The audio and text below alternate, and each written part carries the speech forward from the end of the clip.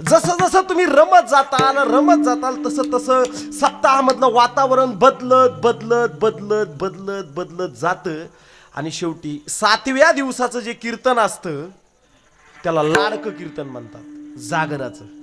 मग त्या दिवशी कोणताही कीर्तनकार आणा तुम्ही, त्याला स्वर नसू द्या, त्याला ताल नसू द्या, काही नसू द्या, त्याचं व्याख्यानही चांगलं नसू द्या, ते कीर्तन पडत नाही. ते कीर्तन त्याच्या दुसऱ्या दिवशी काल्याचं कीर्तन असतं. कसाही बिचारा असू द्या, त्यानं व्याख्यान चांगलं मांडू न मांडू, त्याला सूर असो नसो, कीर्तन बेसूर असो किंवा चांगलं असो, त्यांनी चांगली कथा सांगो अगर न सांगो, तरी ते सुद्धा कीर्तन कधी पडत. याचं कारण आहे हळूहळू हळूहळू नामस्मरणानं लोकांची एवढी चित्तशुद्धी झालेली असते, एवढं अध्यात्म पूर्णता त्यांच्या अंगी आलेली असते, काही सांगितलं तरीही त्यांना ते गोडच वाटतं. भजन करा विठ्ठला विठ्ठला.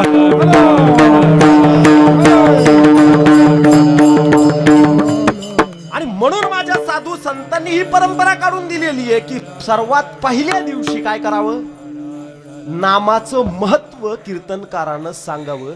आणि त्यासाठीच आज आपण नामाचं महत्व प्रतिपादन करण्यासाठी हा जगद्गुरु तुकोबारायचा अभंग निवडलेला आहे. आणि या अभंगाच्या प्रथम चरणाद्वारे जगद्गुरु तुकोबाराय विठ्ठल नामाचं महत्व बोलावा विठ्ठल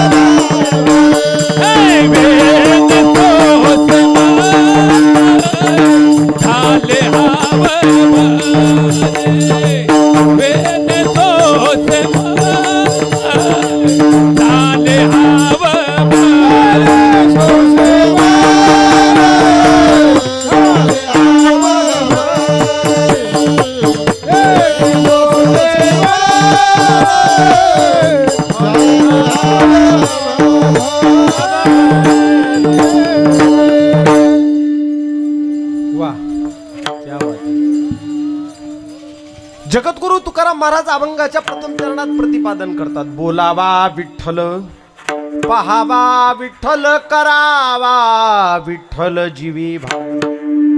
3 वेळेस नाव घेतलंय. विठ्ठलाला बोला, विठ्ठलाला पहा, विठ्ठलाला आत्मसात करा. प्रश्न हाच निर्माण होतो की का बोलावा, का पहावा आणि का करावा. बरं, विठ्ठलच हे नाव का, इतर नाव का नाहीत? विठ्ठल या नावापाशीच का जगद्गुरु तुकोबारायांनी आत्ताच धरलेला आहे? थोडं विठ्ठल नावाच्या आजूबाजूला आपण फिरूया. याचं कारण आहे, विठ्ठल नाव हे अत्यंत पवित्र आहे. विठ्ठल नाव हे परब्रह्म वाचक आहे. विठ्ठल हे नाव ईश्वर वाचक आहे. जो काही करता, करविता, कर्तुम अकर्तुम अन्यथा कर्तुम, सर्व शक्तिमान असा परमात्मा आहे.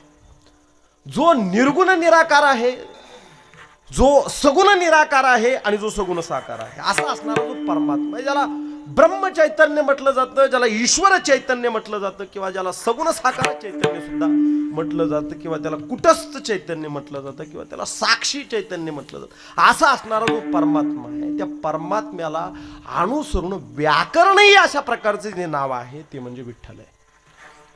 बरं, हे असणारं विठ्ठल नाव परमात्म्याला कसं पडलं हा एक प्रश्न आहे. विठ्ठल नाव आपण घेतो, पण हे विठ्ठल नाव परमात्म्याला पडलं कसं? पूर्वीच्या काळामध्ये एक दिंडीराव नावाचं वन होतं. त्या दिंडीराव वनामध्येच एक पंढरपूर नावाचं गाव होतं. त्या गावामध्ये एक चंद्रभागा नावाची नदी प्रवास करते. वास्तविक ती भीमा आहे, पण तिथे ती चंद्रकोर आकार धारण करते म्हणून तिला चंद्रभागा म्हटलं जातं. त्या चंद्रभागा नदीच्या काठावर एक पुंडलिक नावाचे संत होऊन गेलेले आहेत. या पुंडलिक नावाच्या संतांचा इतिहास सुद्धा असा आहे की ती एक सर्वसामान्य व्यक्ती होती. पारमार्थ करण्याचा छंद होता, पण थोडी कुबुद्धी सुद्धा डोक्यामध्ये होती. ठरवलं की मला काशीला जायचंय. आता काशीला जायचंय म्हणलं, बायकोला घेतलं खांद्यावर आणि आईला वडिलांना काय केलं, त्यांच्या गळ्यात फाशी टाकून दोरीला बांधून वडीत नेलं. अशी विचित्र प्रवृत्ती. पण काशीला जात असताना सरळ एक मध्ये ऋषीचा आश्रम लागला. त्यांना वाटलं आता आपण या ठिकाणी मुक्काम करूया. ते गेले त्या ऋषीच्या आश्रमात. चांगला अशा प्रकारचा आश्रम होता. बसले तिथे. त्या ऋषीच्या दर्शनासाठी त्या ठिकाणी 3 महिला आल्या. अत्यंत काळ्या कुट्ट झालेल्या त्या महिला, अत्यंत थकलेल्या त्या महिला. त्या आल्यानंतर त्यांनी त्या ऋषीचं, त्या संताचं काय केलं, दर्शन घेतलं. दर्शन घेतल्यानंतर त्या परत महिला फिरल्या. त्यावेळेस त्या पुंडलिकानं पाहिलं, अरे जाताना या प्रचंड थकलेल्या होत्या आणि काळ्या झार पडलेल्या होत्या. आता ह्या परत जाताना अत्यंत तेजस्वी झालेल्या आहेत. त्यांच्यामध्ये अशी तेजपुंजता आलेली आहे. चेहरा असा टवटवीत झालेला आहे. सगळा थकवा त्यांचा निघून झालेला आहे. प्रसन्न झालेले आहेत आणि हसत हसत त्या चाललेल्या आहेत. पुंडलिकाला आश्चर्य वाटलं, एवढं मोठं परिवर्तन कसं काय? पुंडलिक त्या 3 असणाऱ्या महिलांच्या जवळ गेले आणि त्यांना विचारले, येताना तुम्ही डांबरासारख्या काळ्या होत्या आणि थकलेल्या होत्या. चेहरा असा तुमचा सुकून गेला होता. त्या ऋषीचं, त्या संताचं तुम्ही दर्शन घेतलं आणि काय परिवर्तन झालं, तुम्ही अशा एवढ्या तेजस्वी झालात म्हणे. आणि तुम्ही नेमके आहेत कोण? त्यावेळेस त्या 3 महिलांनी सांगितलं, ग्रस्ता, अरे बाबा, आम्ही गंगा, यमुना आणि सरस्वती आहोत. गंगा, यमुना आणि सरस्वती, आम्ही 3 नद्या आहोत. आणि तुमच्यासारखे जे पापी लोक आहेत का, ते आमच्यामध्ये येतात आणि डुबक्या मारतात स्वतःचे पाप धुवून काढण्यासाठी. ते डुबक्या मारतात आमच्यामध्ये, त्यांचे पाप धुवून ते निघून जातात आणि सगळे पाप कुठं सोडतात, आमच्यामध्ये. आणि मग आम्ही मलिन होऊन जातो. पहा, पुंडलिकाला पहिला धक्का बसला की तुमच्यासारखे पापी.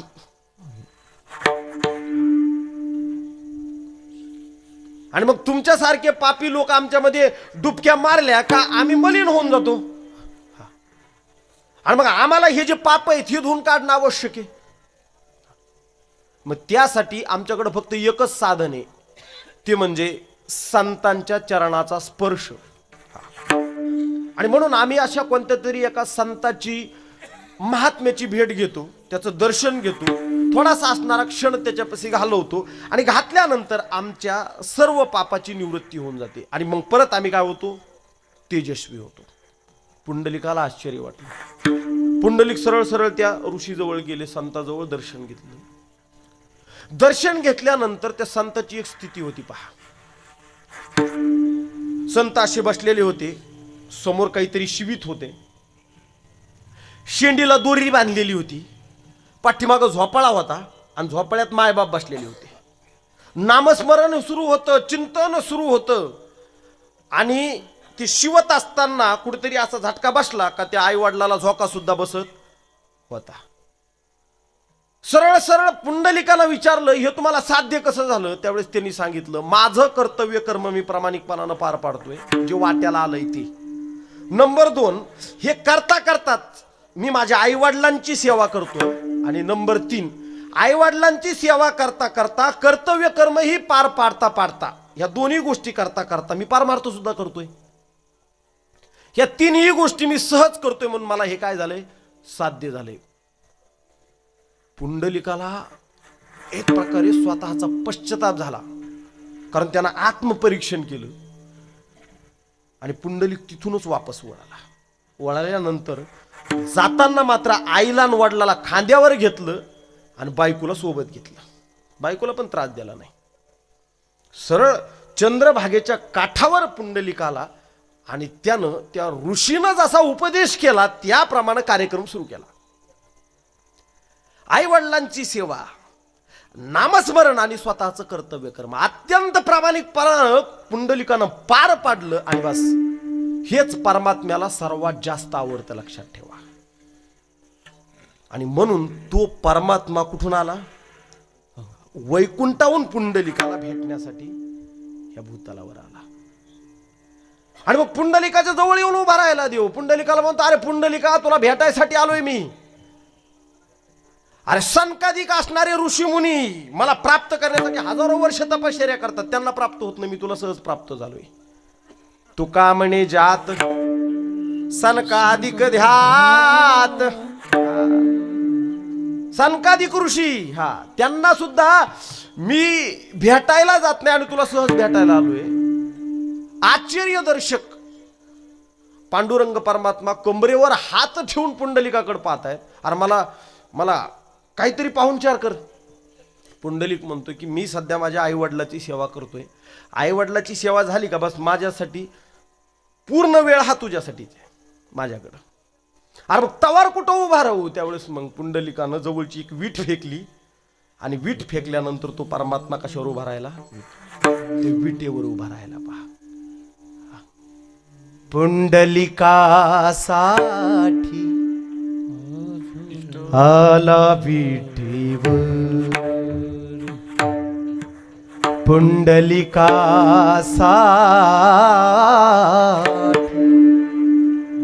आला विटेवर.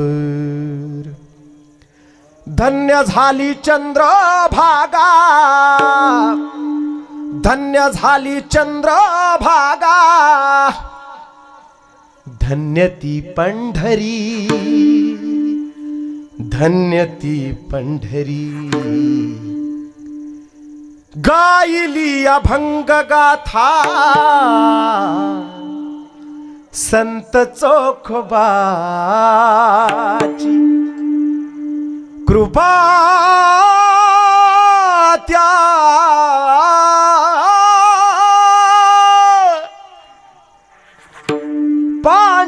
पांडुरंगाची, कृपा त्या पांडुरंगाची.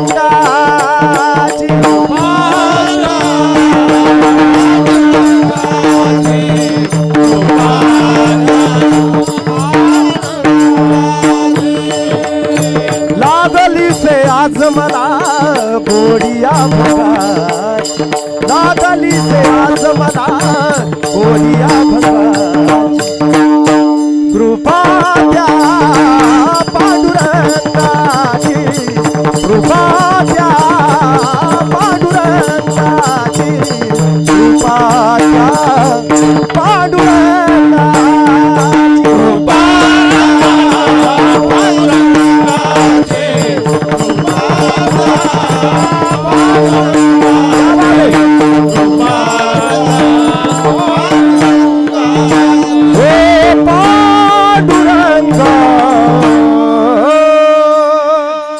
कृपा त्या पुंडलिकासाठी तो विटेवर येऊन उभा राहिलेला आहे, लक्षात. आणि जेव्हापासून ते विटेवर येऊन उभा राहिला तेव्हापासून कवी असतील, संत असतील, गायक असतील, गीतकार असतील, सर्वांनी अनंत असणारे अभंग, गीत, भावगीत कितीतरी रचना केल्या. त्यातल्या काही सुप्रसिद्ध झाल्या ते म्हणजे अशा अनेक आहेत. चंद्रभागेच्या तिरी,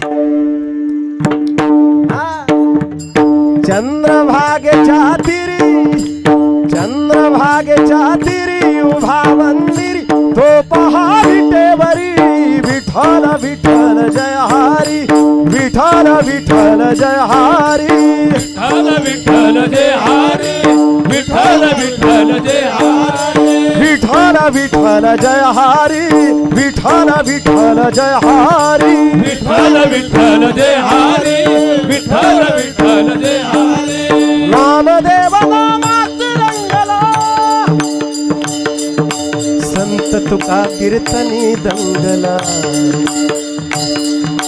नामदेव नामात रंगला संत तुका कीर्तनी दंग धुमधुमली पंढरी धुमधुमली पंढरी पांडुरंग हरी तो पहा विठेवरी विठ्ठल विठ्ठल जय हरी विठ्ठल विठ्ठल जय हरी विठ्ठल विठ्ठल जय हरी विठ्ठल विठ्ठल जय हरी विठ्ठल विठ्ठल जय हरी विठ्ठल विठ्ठल जय हरी विठ्ठल विठ्ठल जय हरी विठ्ठल विठ्ठल जय हरी विठ्ठल विठ्ठल जय हरी विठ्ठल विठ्ठल जय हरी विठ्ठल विठ्ठल जय हरी विठ्ठल विठ्ठल जय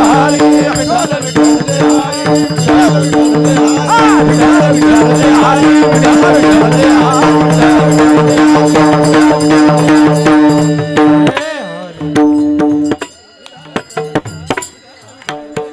हे का सगळं याचं कारण तो विटेवर उभा राहिला आणि लक्ष द्या विटेवर उभा राहणारा असा तो इथं परत सामासिक असणारा बहुव्रीही सामासिक शब्द तयार होतो तो म्हणजे विठ्ठल म्हणजे तो परमात्मा हा जगाचा मायबाप हा निर्गुण निराकार सगुण साकार सावळे परब्रह्म विटेवर उभे राहिलेले आहे म्हणून ते विठ्ठल झालेले आहे आणि हा मराठीचा एक प्रकारचा छंद आहे पहा चांगल्या गोष्टी असो वाईट गोष्टी असो त्या इंग्रजी सारख्या नाही आहेत पहा ते त्याच्या गुणावरून आपण त्याला नाव देत असतो त्याच्या स्वभावावरून आपण त्याला नाव देत असतो त्यालाच मराठी म्हणतात म्हणून माझ्या मराठीची बोलू कौतुके असं ज्ञानोबा प्रतिपादन करतात उदाहरणार्थ एखाद्या गाडीचं नाव आहे बा मोटरसायकल तर मोटरसायकल या नावाचा आणि त्या मोटरसायकलचा काही एक संबंध येत नाही मोटरसायकल बरोबर आहे ह्याचा आणि त्या मोटरसायकलच्या नावाचा काही एक संबंध नाही दिलंय बरोबर आहे का नाही पण आपल्या महाराष्ट्रामध्ये मोटरसायकलला फटफटी म्हणते पहा आता वास्तविक फटफटी या शब्दाचा आणि त्या गाडीचा खूप जवळचा संबंध आहे कारण फटफटी हा शब्द त्या गाडीच्या गुणाला अनुसरून आहे कारण ती फटफट फटफट करते म्हणून तिला फटफटी हे आपल्या घरात आपण काय म्हणतो याला इंग्रजीमध्ये स्लॅब घरावर जे टाकतो त्याला स्लॅब म्हणतो त्या स्लॅबचा आणि त्या वर त्या असणाऱ्या त्या वर जे काही केलेलं आहे त्याचा काही एक संबंध गुणाशी संबंध येत नाही इंग्रजी नाव आहे पण मराठीमध्ये त्याला तारस म्हणते बरोबर आहे का नाही तारस म्हणजे अनेक तारानं जो गुंफलेला आहे असं तारस म्हणजे गुणाला अनुसरूनच मराठीतले असणारे जे नावं आहेत मग ते विशेष नाम असेल किंवा मग ते सामान्य नाव असेल ते पडलं जातं तसंच विठ्ठल हे जे नाव आहे हे त्या परमात्मा जो आहे तो त्या विटेवर उभा राहिलेला आहे म्हणून तो विठ्ठल झालेला आहे म्हणून ते जे नाव आहे ते परमात्मा वाचक आहे परब्रह्म वाचक आहे आणि अत्यंत पवित्र आहे म्हणून महाराज प्रतिपादन करतात बोलावा विठ्ठल पहावा विठ्ठल करावा विठ्ठल जीवी भावी परत प्रश्न तोच आहे का बोलावा का पहावा आणि का करावा आताच तुम्हाला सांगितलेलं आहे सर्वात प्रथम साधन परमार्थामध्ये चित्तशुद्धीला अत्यंतिक अशा प्रकारचं महत्व आहे पुण्याची प्राप्ती करायची आहे नामस्मरण करा तुम्ही मुमुक्ष आहात नामस्मरण करा कारण चित्तशुद्धीशिवाय परमार्थ नाही करून या मन शुद्ध भावे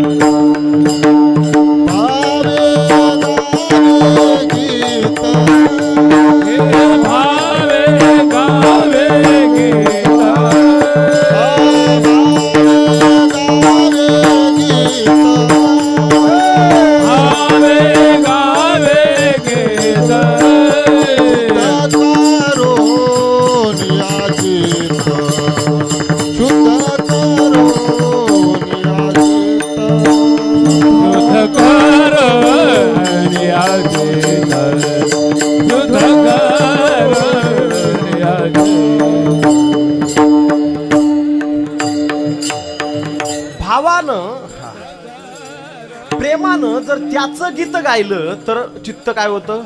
शुद्ध. सुंदर असं प्रमाण दिलंय. म्हणजे चित्तशुद्धीसाठी नामस्मरणाची अत्यंत आवश्यकता आहे. कारण काम, क्रोध, मद, मत्सर, लोभ, दंभ, अहंकार, ईर्ष्या, आसक्ती, द्वेष, ममता, स्वार्थ यांनी आपलं अंतःकरण जे आहे ते पूर्णतः गच्च भरलेलं आहे. आपण संसारात सुखी नाहीत अगर परमार्थात मन लागत नाही, याचं कारणच या अंतःकरणातील कामक्रोधादी दोष आहेत. लक्षात ठेवा. वाईट गोष्टीकडे आपलं मन प्रवृत्त होतं, याचं कारण अंतःकरण कामक्रोधानं भरलेलं आहे. लक्षात ठेवा. पण ज्यावेळेस नामस्मरणानं कामक्रोधादी दोष ज्यावेळेस निघून जातात, त्यावेळेस तुम्ही वाईट प्रवृत्तीकडेही वळणार नाहीत. आणि तुम्ही हळूहळू आपोआप परमार्थाकडे वळताल आणि तुम्हाला तिची गोडी लागल्याशिवाय राहणार नाही. लक्षात ठेवा.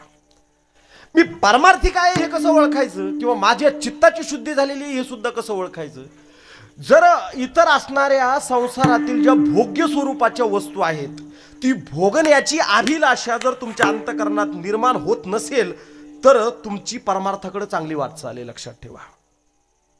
भले तुम्ही खूप काही माळीची माळी ओढताय, तुम्ही उपवास करताय, तुम्ही तीर्थयात्रा करताय, पण भोगण्याची प्रवृत्ती तुमची कमी झालेली नाहीये. भोगण्याची प्रवृत्ती तुमची वाढलेली आहे. तुम्हाला हे खावं वाटतंय, तुम्हाला हे करावं वाटतंय, तुम्हाला ही गाडी घ्यावं वाटतंय, तुम्हाला हा बंगला बांधावा वाटतोय, तुमच्या नातवाचं, तुमच्या पंताचं, तुमच्या काय काय तुम्हाला 12 पिढ्यापर्यंत पुरल एवढं तुम्हाला कमावं असं वाटतंय. गोचिडासारखं तुम्हाला दुसऱ्याचं रक्त श्वासावं असं वाटतंय. ही प्रवृत्ती जर तुमची असेल तर तुमची परमार्थाकडे वाटचाल नाहीये, तर अधोगतीकडे वाटचाल आहे. तो व्यक्ती सुखी नसतो, आनंदी नसतो. लक्ष द्या. याचं कारण काय आहे? चित्ताची मलिनता आहे. हे दाऊद इब्राहिम वगैरे तुम्हाला लोक माहित आहेत का? माहित असतील नसतील. हे गुन्हेगार प्रवृत्तीचे लोक आहेत. त्याला पळून जावं लागलं पाठीमागं. तरी हे असणारे जे अंडरवर्ल्ड मधले जे गुन्हेगार लोक आहेत ना, त्यांचा जर तुम्ही इतिहास पाहिला, उलगडला, किंवा 2-4 दिवस तुम्ही त्यांच्यासोबत राहायलाच गेले, तर तुम्हाला असं दिसेल की हे प्रचंड ताणामध्ये आहेत लोक. त्यांच्या आयुष्यातला वेळच कटत नाही. आणि म्हणून आता हा वेळ कसा काटायचा आहे म्हणून ते सिगारेट, महागडे ड्रग्ज, गांजा, अफू, चरस, दारू ह्या गोष्टीचं सेवन करतात. का करतात? मला वेळ काटायचा आहे माझ्या आयुष्यातला, कटत नाहीये. वेळ कोणाचा कटत नसतो आयुष्यातला? जे दुःखी लोक आहेत त्यांचा कटतच नसतो. सुखी जे लोक आहेत, आनंदी लोक आहेत, त्यांना वेळ कसा गेला हे कळत नसतं. लक्षात ठेवा. तुम्हाला जर पाठीमाग वळून पाहिल्यानंतर बरं का चाचा, तुम्हाला जर असं वाटत असेल की माझ्या आयुष्यातले हे 30-40 वर्ष कसे गेले हे मला कळलंच नाही, तर तुम्ही नक्कीच आनंदी होता असं गृहीत धरा. बरं का बाबा. तुम्हाला जर असं वाटत असेल कोणाला की माझ्या वर्षातले, आता बऱ्याच जणांचं लग्न या ठिकाणी झालेलं आहे, काही जणांचं लग्न होऊन 20 वर्ष झालेत, काही जणांचं लग्न होऊन 30 वर्ष झालेत. लग्नापासूनच आपण काळ धरूया. जर तुम्हाला असं वाटत असेल की माझं लग्न झाल्यानंतरची ही 20-25 वर्ष कसे गेले हे मला कळलंच नाही, काय फटाफटा फटाफटा दिवस निघून गेले, असं जर तुम्हाला वाटत असेल तर गृहीत धरा की तुमचे दिवस चांगले गेलेले आणि तुम्ही आनंदी जीवन जगलेला आहात, सुखी जीवन जगलेला आहात. पण जर तुम्हाला असं वाटत असेल की माझे दिवसच कटले नाही आणि कटत नाही, तर नक्कीच तुमच्या आयुष्यात फक्त दुःखच वाटायला आलेलं आहे. स्वतः फील करा. तुम्ही कसे होता? दुःखी होता का सुखी होता? दिवस कटत नाहीत ते फक्त दुःखामध्ये. तुमचं टंगडं मुड जाऊ द्या, तुम्हाला जाता जाता फक्त हीच चुडसू द्या. जाता जाता तुमच्या पायाखाली किंवा हाताला कुठेतरी असं इच्छू, माझी अपेक्षा तशी इच्छा नाहीये, पण समजा डासलाच, तर त्याच्यानंतर तुमचे 5 मिनिटं हे 5 तासासारखे होतील तुम्हाला. ते 5 मिनिटं किती? 5 तासासारखे. वेळच कटणार नाही तुमचा. कारण काय? की तुम्ही दुःखामध्ये आहात. आणि जेवढं जास्त तुम्हाला दुःख आहे ना, तेवढा तुमचा कमी वेळ हा जास्तीत जास्त मोठा वेळ होतो. आणि वास्तविक अल्बर्ट आइन्स्टाईन हा सिद्धांत सुद्धा मांडलेला आहे. त्याला सापेक्षवादाचा सिद्धांत म्हटलं जातं. टाइम अँड स्पेस प्रत्येक ठिकाणचा वेगळा आहे. म्हणजे इथला टाइम वेगळा आहे, वरचा टाइम वेगळा आहे. तुम्ही जर 5 मिनिटं जर असे चालत राहिले, 5 मिनिटं, आणि वरून एखादं विमान आहे, असं वरून विमान पळत आहे, तर नक्की तुम्ही इथून इमानासोबत पळू शकता. आज जस पळायला लागले कधी तस तुम्ही पळू शकता. पण टाइम अँड स्पेस याचा जर अभ्यास केला तर तुम्ही इथून जे पळता इमानाच्या सोबत, असं लहान लेकर पळतात पहा, ते इमानासोबत पळत असताना तुम्ही इथं फक्त 20 ते 25 मीटर पळालेले असता आणि तिथं ते इमान 20 ते 25 किलोमीटर पळालेलं असतं तेवढ्याच वेळेत. टाइम अँड स्पेस हा प्रत्येक ठिकाणचा वेगळा आहे आणि म्हणून हा सिद्धांत इथं लागू होतो. दुःखाच्या काळामध्ये असणारा टाइम वेगळा. मरताना तुमचे जे 5 मिनिटं आहेत ना, जर लय पाप केलेले असले ना तुम्ही, तर 5 जन्मासारखे होतात ती. आणि जर तुमच्या आयुष्यात जर चित्त शुद्ध असेल, 5 मिनिटं तुमच्या 5 सेकंदासारखी उडून जातात, लक्षात ठेवा.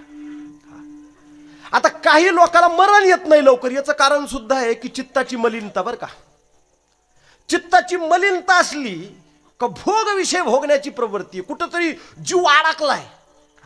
काही म्हाताऱ्या पहा, तुम्हाला सांगतो, किंवा काही म्हातारे ही जीवच सोडित नाहीत लवकर. पाहिलं का तुम्ही कधी? अशी धरणीला पडत ये 2-2, 4-4, 6-6, 7-7 महिने. सुनाला वाटतं मारावं आता हिनं. लेकी आल्यानंतर लेकी पण गपचिप चर्चा करतात, कधी मरती कोण म्हातारी. सगळ्यालाच मारावं वाटतं. आता तर म्हातारीचं एवढं दुखायला लागलंय, पण तरी म्हातारी मारा ना, काय कारण? मग त्या ठिकाणी आमचे गजमल बाबा सारखे बाबा जातात आणि भेटताना आध्यात्मिक सांगतात, म्हातारीचा जीव हा तिकडं ती MBBS करत नाही का ती पोरगी, तिच्यामध्ये गुंतलाय म्हणे. तिला एकदा भेटायला आणा, आणि मग त्या पोरीला भेटायला आणलं जातं. आणि मग ती पोरगी भेटली का म्हातारी अवघ्या तासभरात जीव सोडून देते. कारण काय? ती अपेक्षा तिच्या डोक्यात होती. आता ती अपेक्षा मिटलेली. काही जणांची अपेक्षा बाटलीची असती. राव, काय विचित्र लोक. त्यावेळेस गजमल बाबा सारखी कामाला येत नाही, त्यावेळेस एखादा असाच मित्र जातो, ते म्हणतो अरे याला थोडस द्या गाड्या. मेल्यानंतर सुद्धा काहीच्या समाजावर बाटल्या नेऊन ठेवते लोक. लय अवघड परिस्थिती. कशात जीव घोटाळून सांगता येत नाही. म्हणून मरण लवकर येत नाही. याचं कारण काय आहे? याचं कारण भोग प्रवृत्ती तुमची कमी झालेली नाही. आता ज्याला पटकन मरण येतं, व्रत झालेलं आहे, अंग टाकलेलं आहे, पटकन देह काय केलेलं आहे, आत्म्यानं सोडून दिलेलं आहे, याचं कारण भोग प्रवृत्ती मनातच राही आहे. म्हणून महाराज कधी कधी प्रतिपादन करतात, खुंटलिया धावा, माझ्या तृष्णा संपल्या. त्याच वेळेस आता निश्चिंतीने आणि याजसाठी केला दी शेवटचा दिस. म्हणून मलिन असणारं जे चित्त आहे, हे जे मलिन असणारं चित्त आहे, तोच सर्वात मोठा दोष आहे आणि तो जाणं आवश्यक आहे. म्हणून नामस्मरण अत्यंत आवश्यक आहे. मला तुम्हाला हे प्रतिपादन करायचं होतं की ज्या लोकांची भोग प्रवृत्ती आहे, तर त्यांची वृत्ती ही अध्यात्मामध्ये नाही असं गृहीत धरायचं. भले त्यांनी भगवे कपडे घातले असतील, मोठमोठ्या माळा घातल्या असतील, भलता दिखावा ते करत असतील, पण भोग प्रवृत्ती असेल तर तो व्यक्ती आध्यात्मिक नाहीये किंवा तिची आध्यात्मिक उन्नती झालेली नाहीये. आणि जिथं भोग प्रवृत्ती कमी आहे तिथं मात्र आध्यात्मिक उन्नतीकडे तो व्यक्ती प्रवास करतोय. विषयी विसारा पडला निशेष, अंगी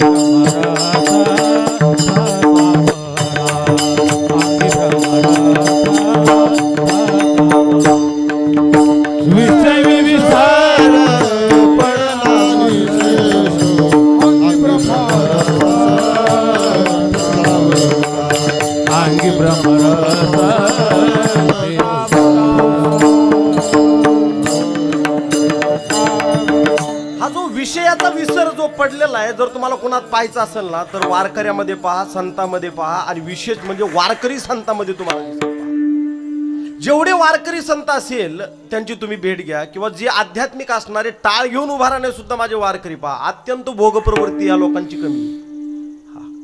नाहीतर काही असणारे प्राध्यापक सुद्धा मी पाहिले आणि काही आमच्या डिपार्टमेंटचे लोक सुद्धा पाहिले, 1-1, 1.5-1.5, 2-2 लाख, सगळे नाही बरं का, एखादा. एवढे पगार आहेत काही लोकांना, पण तरी 15 दिवस सुद्धा पुरत नाहीत. कुठं जाते हे? भोगामध्ये. आणि काही लोक अशी आहेत की आता हे वारकरी मंडळी, काय देता हो तुम्ही यांना, काय देणार आहेत? काही देणार नाही. जवळपास 2011 मधून वारकरी संप्रदायामध्ये मी कीर्तन करतोय. हा, वारकरी संप्रदाय मी 2011 पासून कीर्तन करतोय आणि वारकरी संप्रदायाला मी चांगलं ओळखून आहे, लक्षात ठेवा. काही मिळत नाही, काही नाही. फक्त लोकांना वाटतंय की हे असं ते तसे हे तसे, काही नाही. काही देत नाही तुम्ही. मी काय म्हणतो, हे महाराज येतं, हे महाराज किती वर्ष लागली तुम्हाला हे शिकायला? 7-8 वर्ष तर 100%. तुम्ही केव्हापासून काम करता संप्रदायामध्ये? 7-8 वर्षापासून तर 100%. तुम्हाला सांगतो फक्त 2 महिने ते वडापाव कसा करायचा हे शिकायचं, किंवा 5 दिवस चहा कसा बनायचा हे शिकायचं, आणि एखादा अमृततुल्य भिमृतुल्य द्यायचं टाकून इकडं कुठेतरी जवळ शेलूला परभणीला कुठं. नसलं जमत ना तर 2 दिवस बायको पडून ते काय असतं त्याला ते पाणीपुरी करायला शिकायचं 2 दिवसात. हा, 2000 रुपये रोज तुमचा कुठं गेला? ह्यांना काही मिळत नाही, मी तुम्हाला कॉन्फिडन्सनी सांगतो, लक्षात ठेवा. पण तरीही सुखी, समाधानी, आनंदीच दिसतील. कारण काय? कारण भोग प्रवृत्ती कमी आहे. भोग प्रवृत्ती कमी आहे म्हणून गरजा कमी आहेत. गरजा कमी असल्यामुळं जास्त द्रव्याची अपेक्षा नाही आणि गरज सुद्धा नाही, म्हणून सगळे आनंदी आहेत, लक्षात ठेवा. म्हणजे भोग प्रवृत्ती जर कमी असेल ना तर संसारामध्ये सुद्धा हित आहे, लक्षात ठेवा. आणि परमार्थामध्ये तर प्रचंड हित आहे. आणि भोग प्रवृत्ती कुणाची कमी असते? तर ज्याची चित्तशुद्धी आहे त्याची कमी असते. आणि चित्त कुणाचं शुद्ध असतं? जो नियमित नामस्मरण करतो त्याचं चित्त शुद्ध असतं. आणि म्हणून तुकाराम महाराज म्हणतात, बोलावा विठ्ठल. नामस्मरण जर केलं ना तर हे अंतकरणातले दोष एका झटक्यास पळून जातात. हरिपाठात माऊलीनं सांगितलंय, हरि उच्चारणी जातील लयाक्षी, किंवा रामकृष्ण उच्चार, पापाचे कळप, असे अनंत असणारे प्रमाणाच्या पाठीमागं प्रमाण आहे. ज्ञानोबरायांनी सुद्धा तुम्हाला सांगतो, ज्ञानेश्वरी सारखा जगातला सर्वश्रेष्ठ असा ग्रंथ लिहिला, पण तरी ज्ञानोबरायाला समाधान नाही. ज्ञानोबरायांनी अमृतानुभव लिहिला. अमृतानुभव म्हणजे प्रत्यक्ष समाधीच्या नंतरचं जे ब्रह्मसुख प्राप्त होतं ना त्याचं प्रगटीकरण, त्याला अमृतानुभव म्हणतात. लिहिला लोकांसाठी, शब्दामध्ये तो आनंद बांधला, पण तरीही समाधान नाही. माऊलीला असं वाटतंय की मला समाधी घ्यायची आहे, पण असं काहीतरी कार्य करून जायचंय लोकांसाठी की ते लोकांच्या उपयोगाला येणार आहे. ज्ञानेश्वरी लिहिली, समाधान नाही. अमृतानुभव लिहिला, समाधान नाहीये. पण ज्यावेळेस ज्ञानोबरायांनी फक्त 27 अभंगाचा नामस्मरणाचं महत्व प्रतिपादन करणारा हरिपाठ लिहिला, त्यावेळेस मात्र माऊलीला काय एक प्रकारचं रस तो भरीला संजीवनीचा, रस तो भरीला, रस तो भरीला,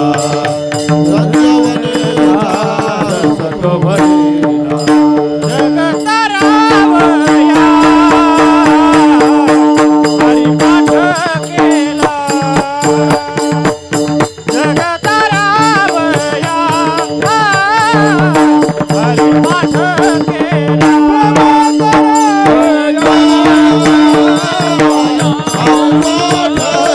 क्या बात है.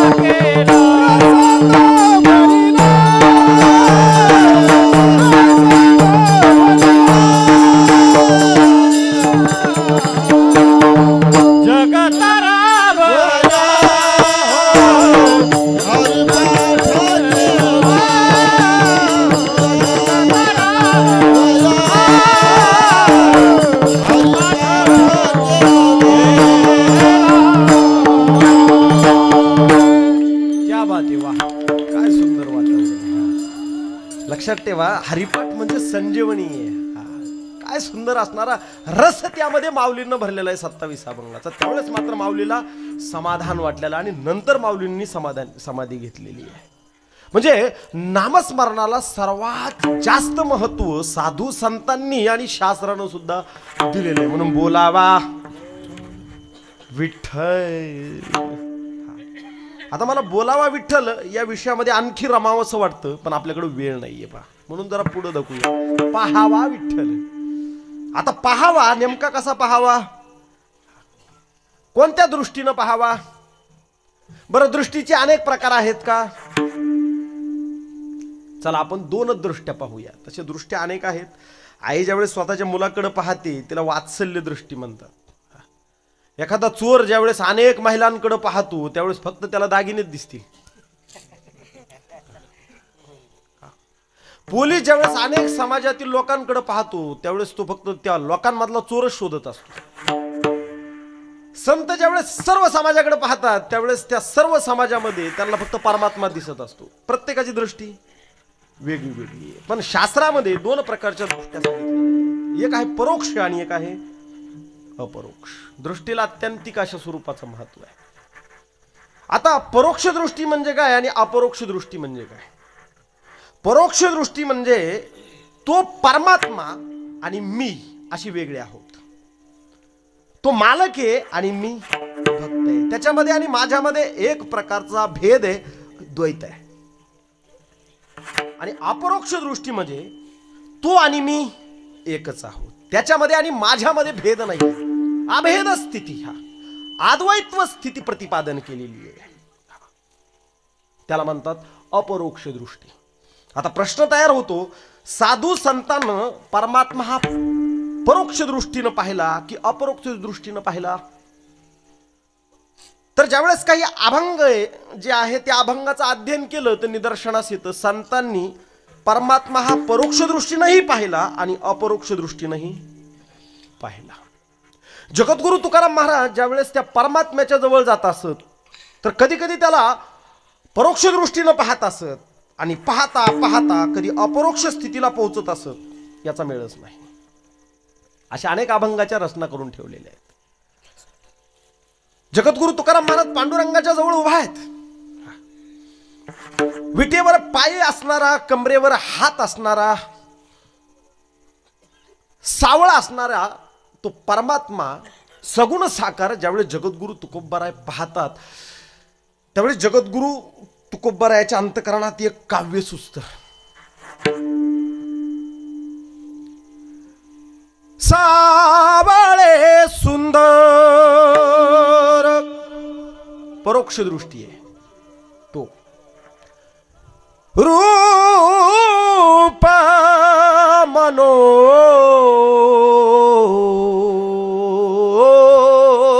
मनोहर, सावळे सुंदर, रूप मनोहर,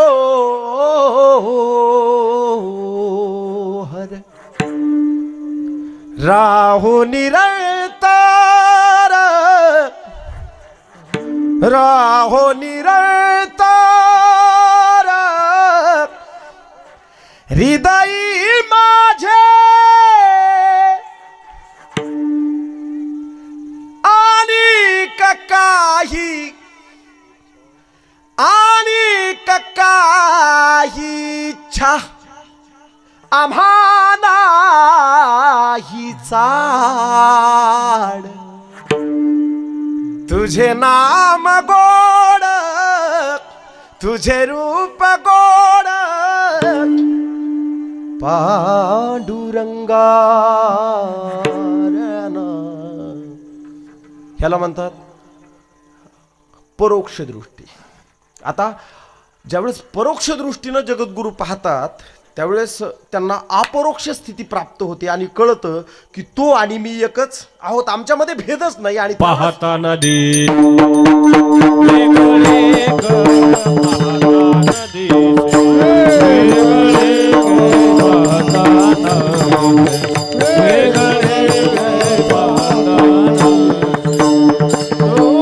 स्वामी मी तुझा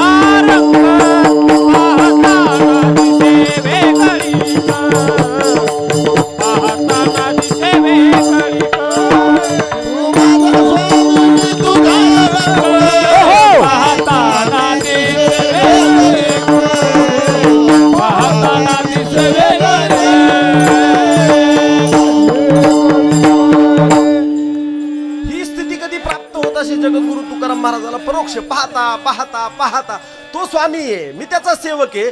आणि काव्य सुस्त आहे आणि पाहता पाहता महाराज एवढे तद्रूप होऊन जातात त्यावेळेस ती अपरोक्ष स्थिती की तो आणि मी एकच आहोत, आमच्यामध्ये भेद नाहीये. अनेक प्रकारच्या रचना आहेत. अवघा रंग एक झाला, रंगी रंगला श्रीरंग. अवघा रंग एक झाला, मी तू पण गेले वाया.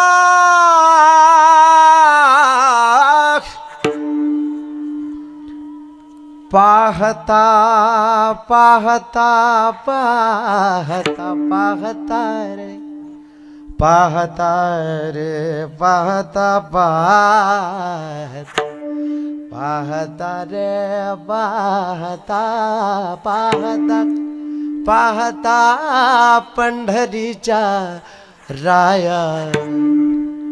अवघा रंग एक झाला, रंगी रंगाला श्रीरंग. अवघा रंग एक झाला, याला काय म्हणतात? अपरोक्ष दृष्टी म्हणतात. आणखी एक अभंग आहे का?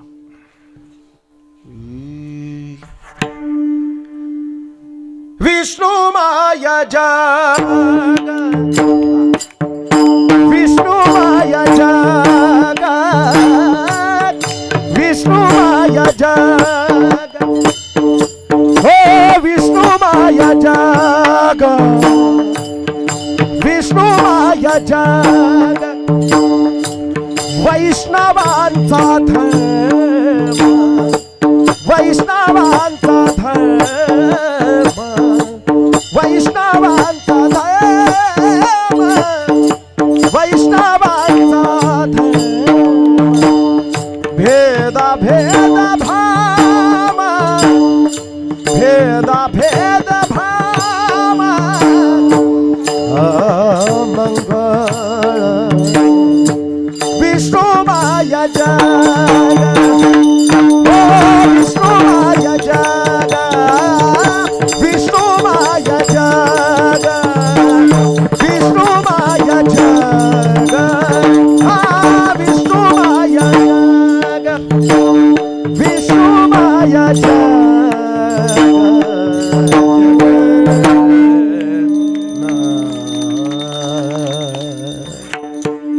याला म्हणतात अपरोक्ष दृष्टी. काही गीताद्वारे सुद्धा सांगितलेली अपरोक्ष दृष्टी. हे रोम रोम में बसने वाले राम, हे रोम रोम रोम रोम, हे रोम रोम में रोम रोम में रोम, हे रोम रोम में बसने वाले राम. जगत के स्वामी है अंतर्यामी, मैं तुझसे क्या मांगू, हो मैं तुझसे, हाँ मैं तुझसे क्या मांगू. है रोम रोम में बसने वाले राम. भजन करा विठाला विठाला.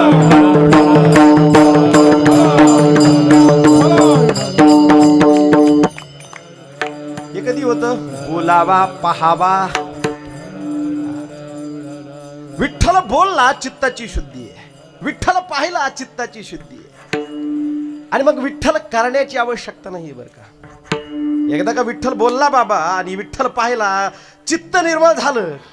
येऊनी गोपाळ कधी तुका म्हणे चित्त करारे निर्मळ. येऊनी गोपाळ राही तिथे. किंवा मग तुका म्हणे देह भरिला विठ्ठल. अभंगाच शेवटचं चरण आहे ते. तुका म्हणे देह भरिला विठ्ठल. पण कधी?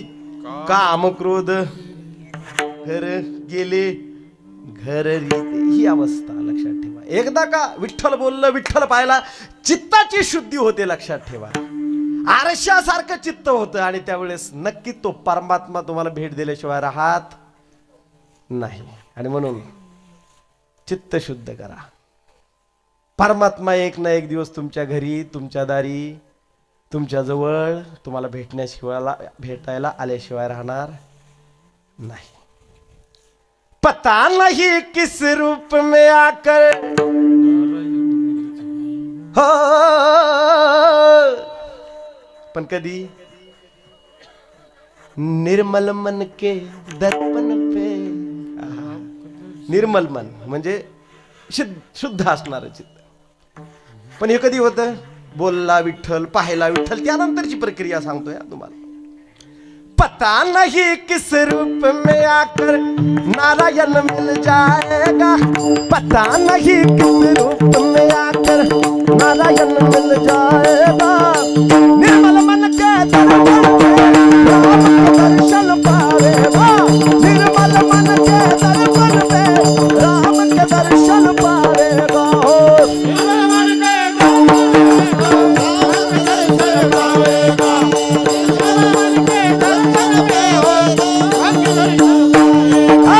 पता नहीं किस रूप में आकर, पता नहीं किस रूप में आकर नारायण मिल जाएगा. निर्मल मन के दर्पण पे राम के दर्शन पावेगा. निर्मल मन के दर्पण पे राम के दर्शन पावेगा. निर्मल मन के दर्पण पे राम का दर्शन पावेगा.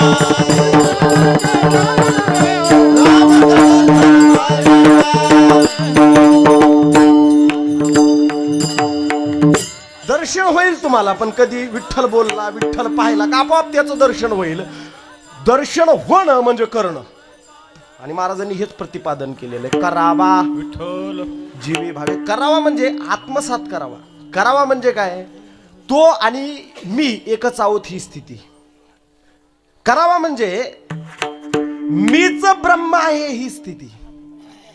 वेदातील महावाक्य अहम ब्रह्मास्मी असेल, तत्वमसी असेल, शिवोहम असेल, सोहम असेल, हे जे वेदातील महावाक्य आहेत ना, यालाच अनुसरून तुमचे असणारे 18 पुराण आहेत, यालाच अनुसरून तुमचे 4 वेद आहेत. हे जे सांगितलेलं तुम्हाला महावाक्य, यालाच अनुसरून ज्ञानेश्वरी आहे, यालाच अनुसरून संत साहित्य आहे, यालाच अनुसरून मार्गदर्शन आहेत, यालाच अनुसरून विचारसागर आहे, वृत्ती प्रभाकर आहे, पंचकरण, हे सगळं फक्त आणि फक्त ह्याच असणाऱ्या शिवोहम, सोहम, अहम ब्रह्मास्मी वगैरे हे जे असणारे वेदातील महावाक्य आहेत. वेदानंत बोलिला